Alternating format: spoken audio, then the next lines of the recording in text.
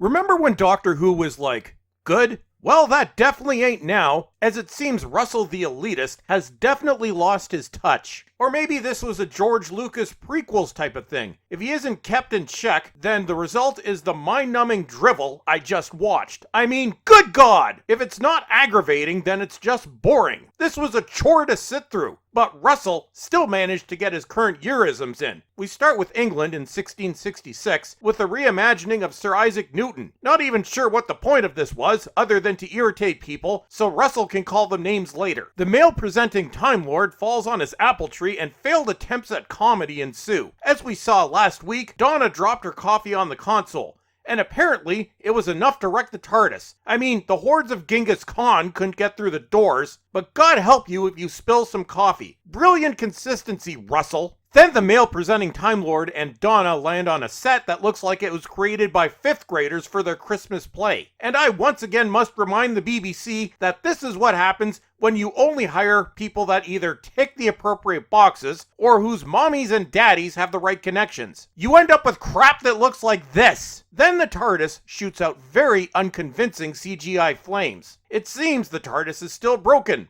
Buy coffee. And then the male-presenting Time Lord violates it with his sonic screwdriver, because I'm sure that at least some members of Doctor Who's current fan base are probably into that sort of thing. So, the sonic screwdriver can rebuild the TARDIS too now. Russell? Well then, why do we even have a show if the sonic screwdriver can do everything? That's an idea. Yeah, Russell, please make this go away. We'd much rather watch the adventures of the sonic screwdriver. Then we start to tour mystery spacecraft, and we are treated to some of the worst green screen I've ever seen. I mean, I watched very cheap shows on the Sci-Fi Channel back in the 90s, and this can't hold a candle to them. I mean, I know you don't hire people that have any clue of what they're doing anymore, but this is just embarrassing, dude. Wasn't Disney supposed to be funding most of this?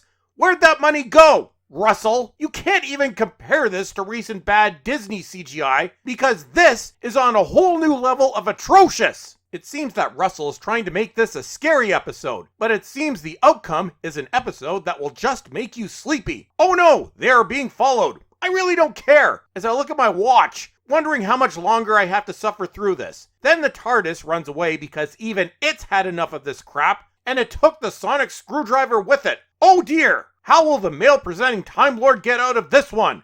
And then I'm reminded that I don't care. Donna is sad because Tiddlywinks is all alone. Well, blame yourself, Donna. You coddled your daughter, and now she can't function in the real world. Kind of like the children that make up Doctor Who's current fan base. Then they find a hover car, and the effects seem to get even worse. Then we meet a very sad-looking robot. But again, this is the best they could do. And the male-presenting Time Lord forgets to ask it for its pronouns, and now there's going to be hell to pay from the children that make up Doctor Who's current fan base. Then we get to see the outside of the spaceship, as every model from the classic series hangs its head in shame. It seems there are no stars. Simple explanation. That would have been too challenging for the current diverse effects team, and you don't want to upset their delicate sensibilities. It seems the male-presenting Time Lord is at the edge of the universe again. Sure, Russell, just write away the ineffectiveness of your diverse effects team. Russell continues trying to make the situation scary, but it just results in me becoming even more sleepy. Then male-presenting Time Lord plays with some gooey-looking props that look like they came out of a kid's puzzle from Toys R Us. Then it seems there's 2 Donnas and 2 male-presenting Time Lords. Oh no! Now please be over soon. Then Donna's arm is too long, and by this point, I just feel bad for the effects and costume departments. This really is you trying, isn't it? Then the duplicate male-presenting Time Lord turns into Gumby, and frankly, this effect would have been better if it were made by Gumby. Come on, guys. I mean, this is just sad. Then things get stupid, and Donna and the male-presenting Time Lord get separated. Then a bunch of spooky stuff happens because they needed to stretch out this joke of a script. Then we have a game of who's the real Donna and who's the real male-presenting Time Lord, and I have a game of when the hell is this going to be over? Then they evoke the memory of the timeless child because Russell has nothing but contempt for the show's actual former fans. Fake Donna pretends to feel bad for the things that happened to the male-presenting Time Lord while she was away. Yeah, Donna, we all felt bad when Dr. Nasty came onto the screen.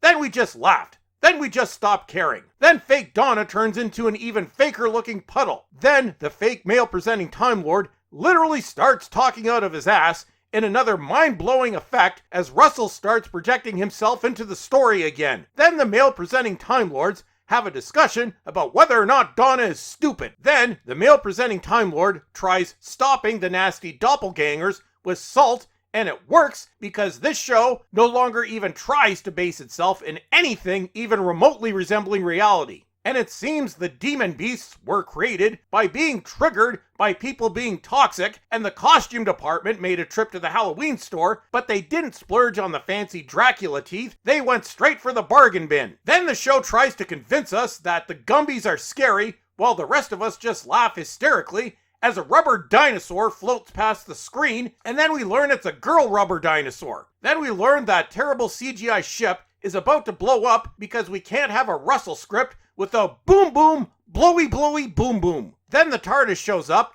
and the male-presenting Time Lord takes the wrong Donna because he's a male, so that must mean he's a moron. Then he comes back, gets the right Donna, and then we have boom boom, blowy blowy boom booms, and they end up back on Earth. Then we revisit Wilf, which is the only brief moment in the past 6 years that has had any impact on me whatsoever, but unfortunately, it's very short-lived, as it seems people have started peacefully protesting while the male-presenting Time Lord and Donna were away.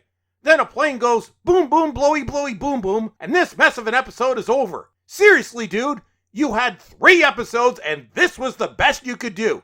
This was really, really bad. What happened to you people? Well, that's a stupid question, as we know what happened to them. I wonder what kind of over-the-top wonders we'll be subjected to next week, and thank God this series of special episodes is almost over. And that's it for today.